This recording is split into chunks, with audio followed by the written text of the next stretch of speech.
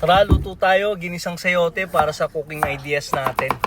Iwain muna natin mga gulay natin sa katamtaman na sukat lang. Pero depende naman sa inyo yan kung anong gayat ang gusto nyo. Sinunod ko na rin dito yung bell pepper. Hindi natin ito ilalahat para hindi ma-overpower yung sayote natin. Kukuha lang tayo ng konting lasa dito. Tapos naglagay ako dyan ng tomato. At habang naghihiwa pa ng ibang sangkap, pinakuluan ko muna yung liver, chicken liver. At tapos igigisa na natin yung pamparomatics natin, bawang, sibuyas at kamatis. Sinunod ko na rin dyan yung atay.